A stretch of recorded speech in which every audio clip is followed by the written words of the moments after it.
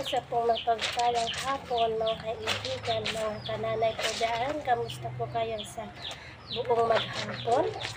At ayan po, tayo po ay itutuloy natin ang ating paglalaba. Ito po yung aking binabad na mga puti.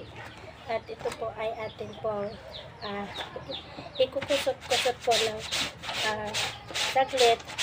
At okay na po ito kasi binabad ko naman po siya kahapon. Medyo may mga mancha lang po kasi. At ito po ay mga damit po ng aking mga pamangkin. Ito po ay mga uniform po nila na puti. So ayan. Kamusta po mga kananay diyan? Kamusta po kayo mga kaibigan? Mahirap po ang maging nanay pero syempre po yun po ay isang sakripisyo po sa ating pong mga anak. So ayan, God bless everyone and thanks for watching po. Salamat sa ating mga followers yan. Thank you po.